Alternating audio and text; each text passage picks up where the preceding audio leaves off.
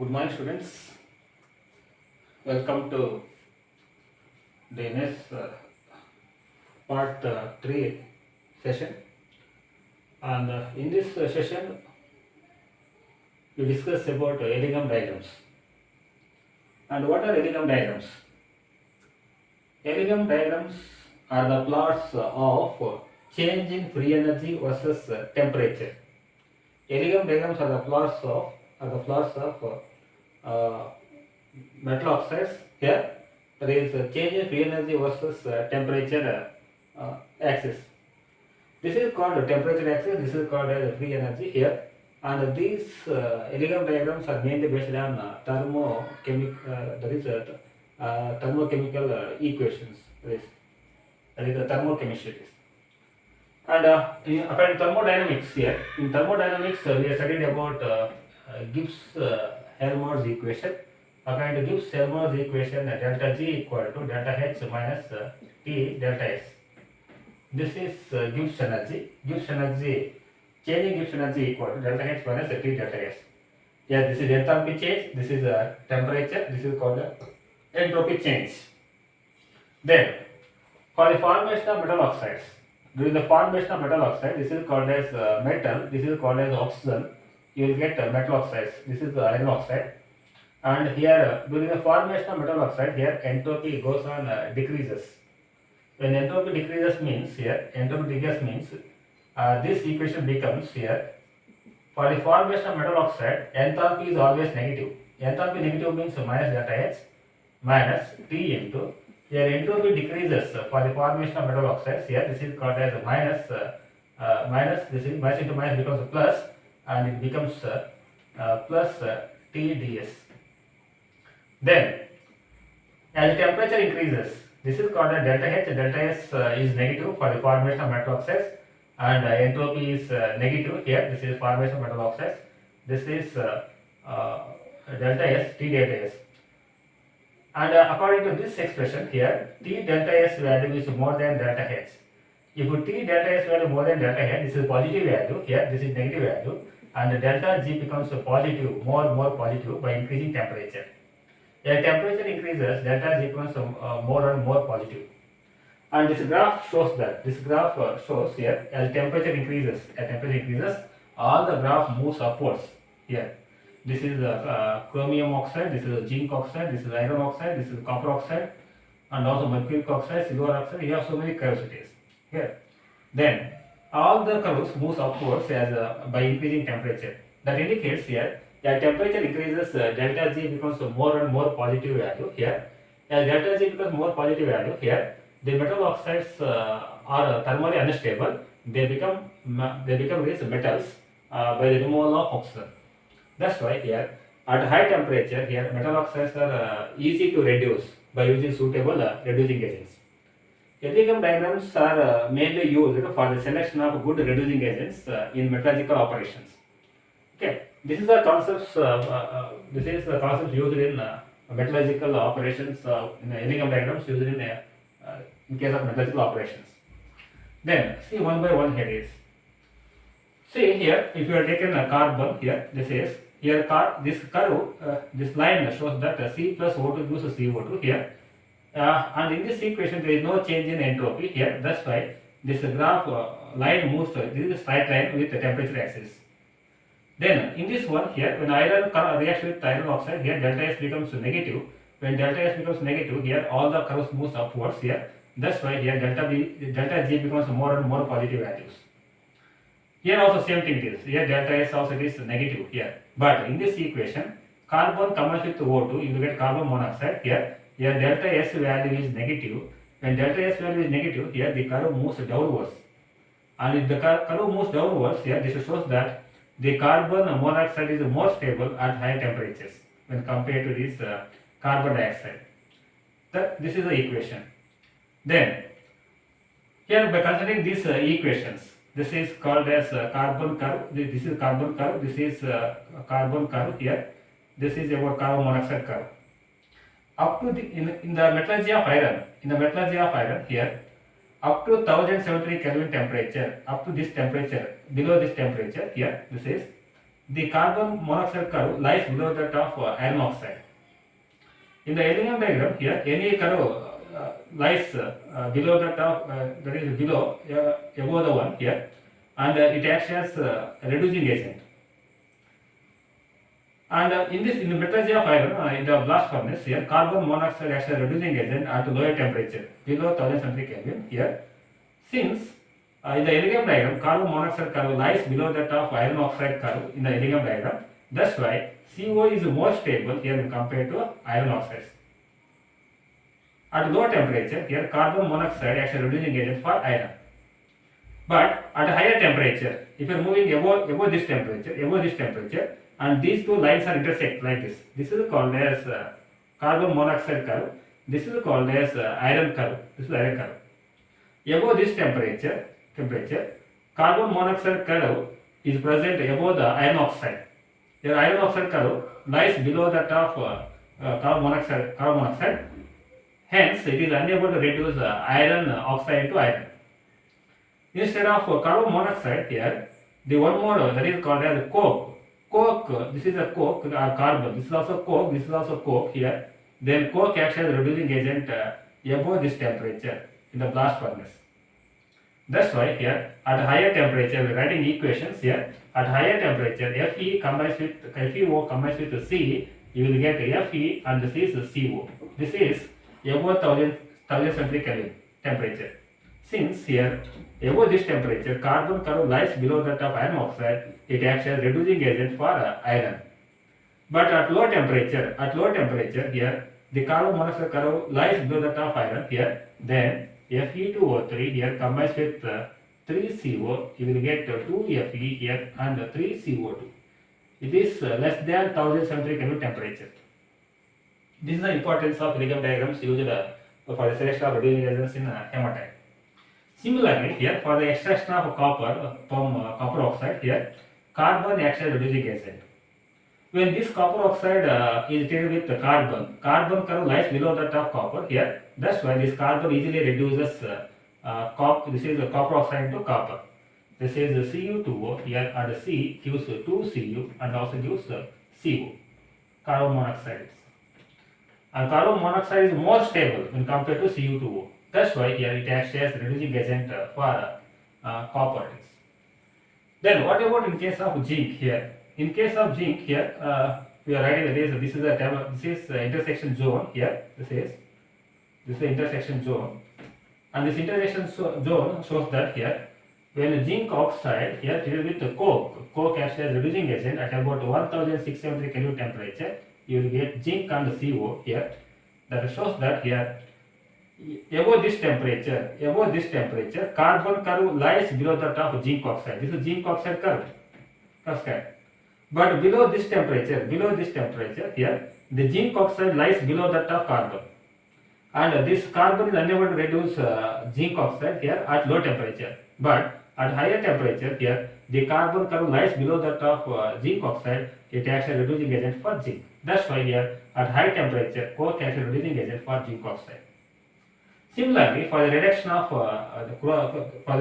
chromium oxide here, chromium oxide, this is called aluminium oxide, and the aluminium used as a reducing agent for chromium. For example, here you are using this is the equation here Cr2O3 combines with Al2O3. This is you have taken aluminium. Here Cr2O3 plus 2Al gives Cr2O3 plus 2Al gives this is 2Cr plus Al2O3. This is here aluminium acts as reducing agent for chromium at all temperatures. Since and these two lines are parallel to each other, they are not intersecting high temperature or low temperature. That's why here at any temperature, low temperature or high temperature, aluminium is a good reducing agent for chromium oxide. This reaction is feasible at any temperatures. But low temperature reaction is very slow. It is here. This is not economically not feasible. It is. That's why here instead of using Cr2O3 here, then we are using magnesium metal or calcium metal like that. This is called as magnesium oxide. Then, if you are comparing this is magnesium oxide and aluminium oxide here, among these two, which is more stable? This is the Cr2O3 chromium oxide. This is the aluminium oxide here. Among these two here, chromium oxide is is less stable when compared to aluminum oxide. In the Eddingham diagrams here, any oxide with the present lower portion of the Eddingham diagram, that is more stable. Thus, we were comparing the stability of Cr2O3 and Al2O3. Al2O3 is more stable than Cr2O3. Thus, we take a reducing agent for chromium. Similarly, here in case of for reduction of aluminum using magnesium acts as reducing agent. At low temperature only, magnesium oxide curve lies below that of Al2O3. That's why at low temperature here magnesium can reduce Al2O3. But at high temperature, above this temperature, at high temperature, and these two curves are intersect each other, and this is called as magnesium oxide. Here, this is called as Al2O3 curve. At high temperature, Al2O3 curve lies below that of magnesium oxide. That's why at high temperature, aluminum can reduce magnesium. But at low temperature, magnesium can reduce aluminum. These are the possibilities which are present, which are used here for the extraction of metals, electrometals using these are the thermodynamic principles which are used in the extraction of metals. That's why Eddingham diagrams are the plots of change in free energy versus temperature for various metal oxides, and these are helpful for the selection of good reducing agent here. And these are made based on thermodynamic principles here. It only shows that here there is feasibility of a reaction. It does not tell any idea about kinetics of reaction here. It only tells about thermodynamic principles it is. Okay. Then if the gap between the two lines are greater, if the gap between two lines are greater here, that shows that there is a more probability of actual reducing agent for above metals here. As gap increases here, then their reducing ability goes on increases. Okay, and this is top of the line here. This is the highly unstable copper oxide, and zinc oxide is more stable compared to copper oxide. That's why here to reduce copper also we are using zinc also we are using. But here zinc is not economically feasible. Here that's using carbon, coke. Here coke is reducing agent for the reduction of copper oxide to copper. These are the benefits or applications of Eddingham diagrams. Okay. Next, I hope you are all understanding this concept. It is what we say thermodynamic principles which are used in metallurgical operations, extraction of iron, extraction of copper, from extraction of zinc by pyrometallurgical process. Here pyrometallurgy means extraction of metals at high temperatures is called as pyrometallurgy, and extraction of metals by using water is called hydrometallurgy, and extraction of metals by passing electric current is called as electrometallurgy. Like that, depending upon different principles which are used based on the nature of the metal extracted, whether it is pyrometallurgy or hydrometallurgy or it is electrometallurgical process. Then next our concept is the last concept we are discussing in this section is refining of metals. Refining of metals. And what is refining here? Simply here, refining of metals nothing but purification of metals.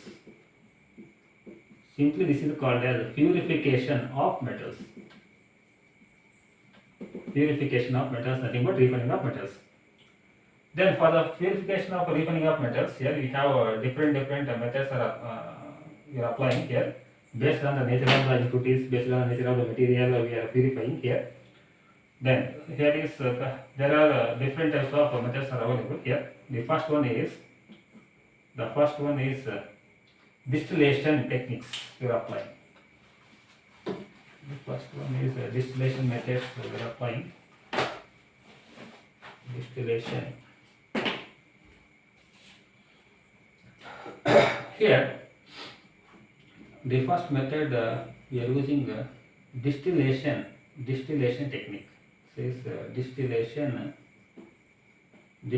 method. Distillation methods we are using here. And the second one is liquefaction. Second one is liquefaction method, and the third one is electrolytic refining.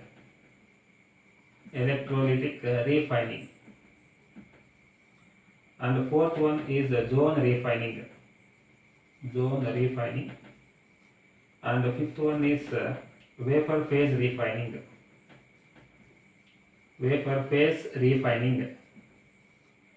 And the sixth one is chromatography technique. Chromatographic techniques. These are the techniques, methods which are used for the refining of metals. Then what about it is, see one by one things. What are the first method? Distillation technique or distillation methods. And the distillation method you are applying for is distillation method. In a distillation method here, distillation method is applied here for the purification of zinc and mercury. And zinc and mercury are purified by using this method. Since zinc and mercury have low boiling metals, low boiling metals are purified by using distillation methods.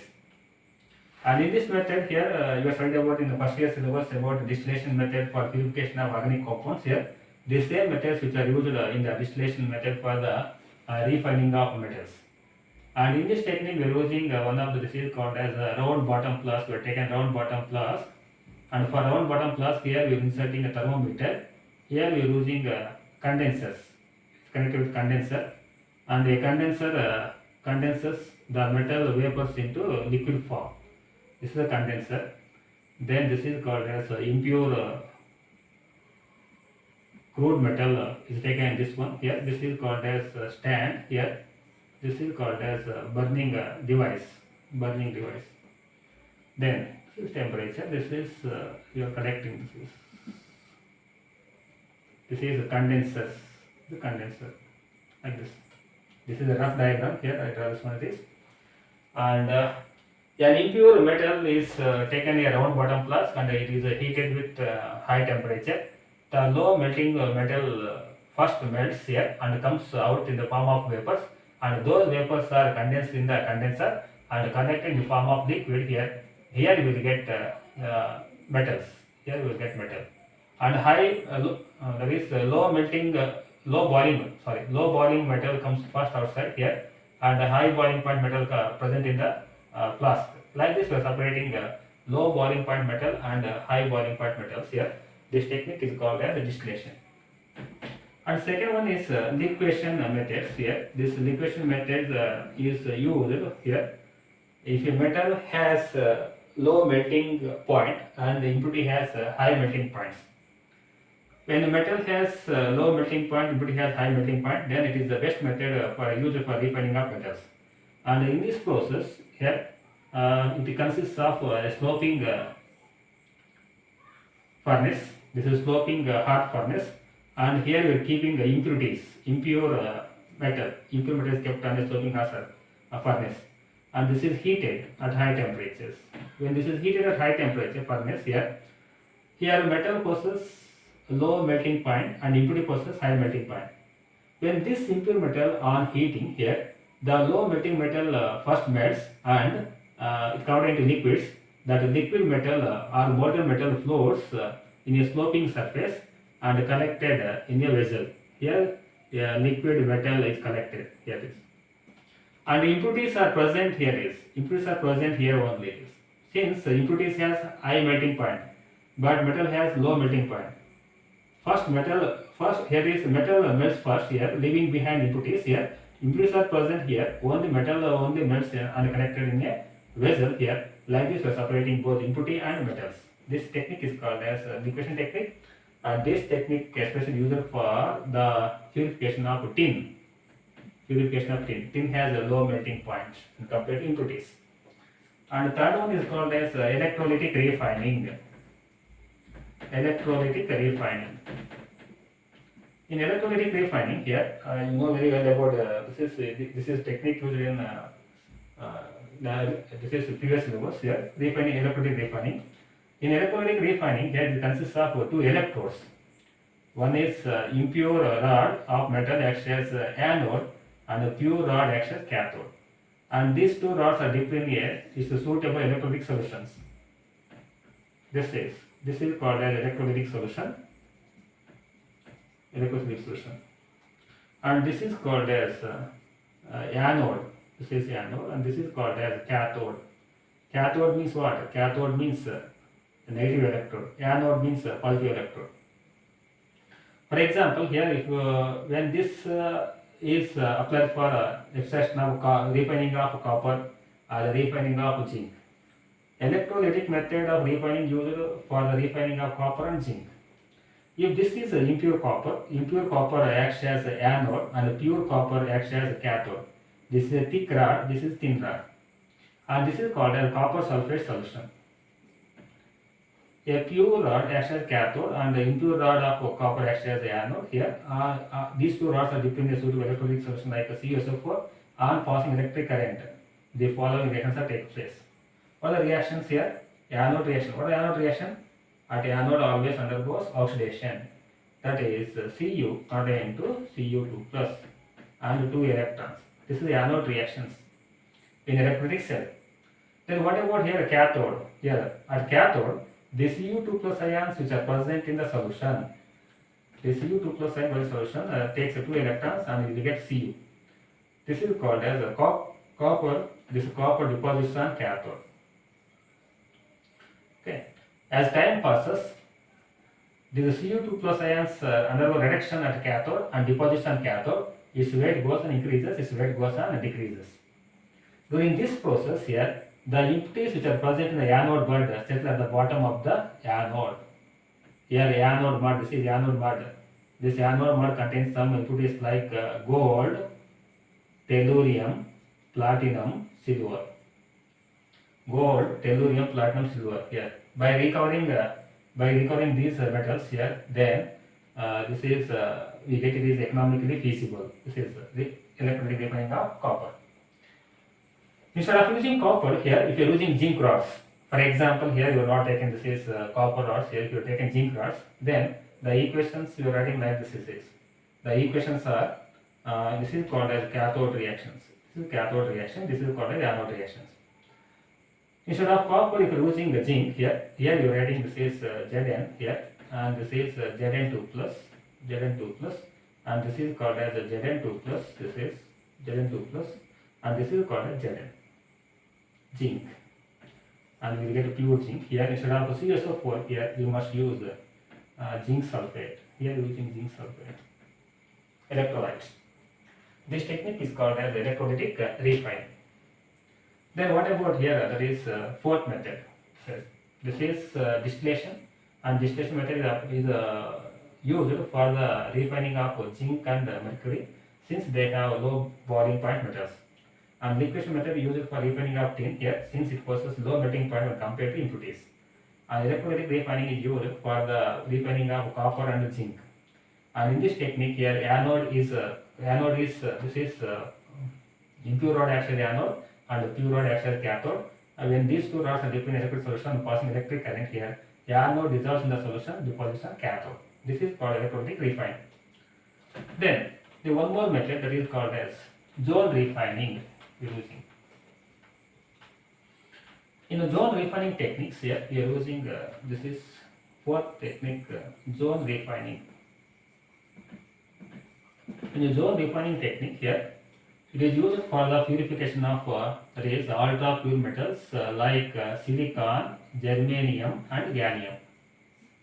Silicon, germanium, gallium, these are ultra pure metals which are used in semiconductors and they require highest purity. That's why here to purify this technique we are using the zone refining methods. In the zone refining methods here we have taken an impure rod. An impure rod is kept in here movable heaters, movable electric heaters. This is movable electric heaters. Movable electric heaters. When the heaters are moving in the same directions here, keeping the metal is constant here. If you are moving this is electric heaters in the same direction. The basic principle in this zone refining is impurities are more soluble in molten zone than in the solid zone. Impurities are more soluble. Impurities are more soluble in melt or molten zone than in the solid zone. When these mobile heaters are heated here, then this metal melts. When metal melts here, then the impurities which are present in the metal moves in the same direction as the top. Here heaters are moving in the same direction here. Like this, impurities are moving in the same directions. When impurities are moving in this direction here, when this process is repeated so many times here, then all the impurities which are present in the metal rod here moves at the end of the metal rods here. Then this is called as a pure rod. This is all the impurities which are present in this metal rod here moves in the same direction by moving the same direction in the that is mobile heaters. Then all the impurities are connected at the end of the metal rod here, and these impurities are this metal rod is cut and it is thrown. Please remove this metal rod is removed. And from this here we are getting 99.99% of purity of metals here, and this method is used in the refining of silicon, germanium and gallium, which are used in semiconductors. This is the main about zone refining techniques. Then after this you have one more technique that is called as wafer phase refining. Wafer phase refining. In wafer phase refining techniques here you have the metal should satisfy two conditions. If any metal is purified by this technique, the metal should satisfy two conditions. One is metal must form volatile complex at first step, and the second step here that volatile complex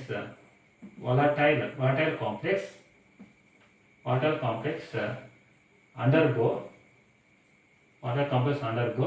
decomposition at high temperature. These are the two conditions the metal should satisfy to purify the metal by refining techniques. That is, metal must form water complex at low temperature. And the second one, water complex undergo decomposition at high temperature. If any metal satisfies these two conditions, those metals are purified by wafer phase refining methods. And in wafer phase refining, you have two methods here. One is Mann's process. And in the Mann's process here, nickel treated with carbon monoxide at low temperature, 30 to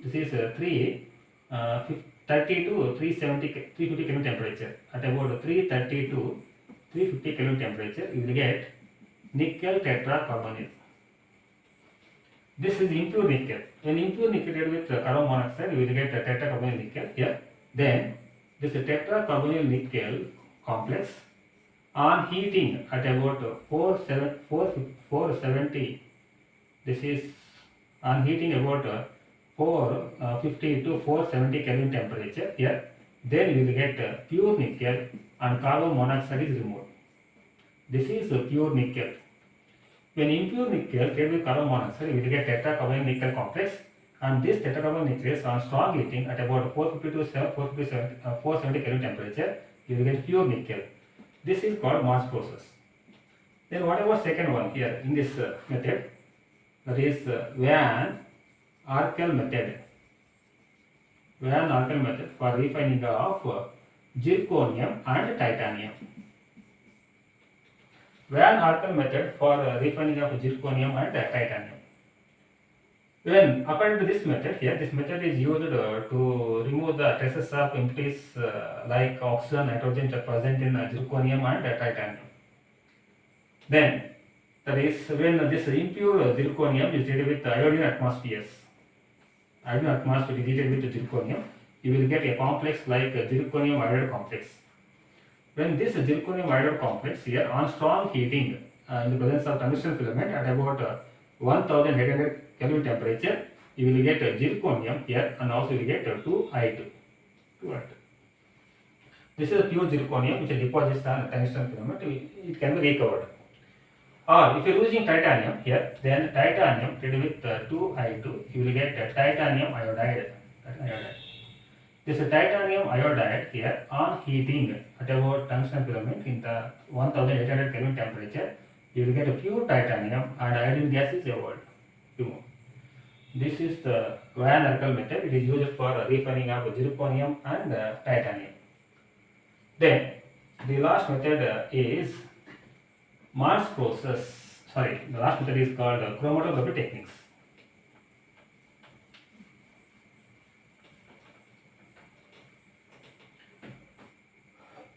This one chromatography technique.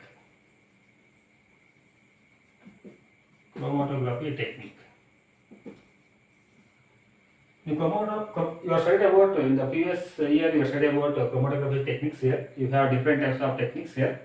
One is paper chromatography, or one is column chromatography, or one is thin layer chromatography. These are the different chromatography techniques which are used for the purification of organic compounds and also inorganic compounds. Then in this chromatography techniques, all these three techniques consist of two types of that is phase. One is called as stationary phase and one is called as mobile phase. Here stationary phase also called as adsorbent. Then for example here this is called as a column of burette. In column of this burette is filled with adsorbent, nothing but silica gel is called as adsorbent. This is called as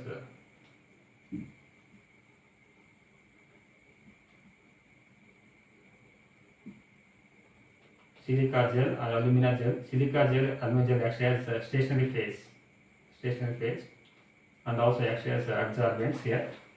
And here you are keeping this is vessel here to collect different components here. Here we are filling this one with this is called as the stationary phase. Stationary phase nothing but adsorbent. And what is the main principle in chromatography techniques? And different compounds are adsorbed at different extent of absorption on the stationary phase. And here this is an impure sample. An impure sample is kept on the top of the column here. This is impure sample. It may contain the component A, component B, component C, like that. Different components are present in this impure sample. Then a suitable eluent also called as a mobile phase. This is called mobile phase. A suitable eluent like organic solvents are added from the top of the column here, and this eluent or mobile phase dissolves this impure substances, and these impure substances are moving in different distances with different velocities.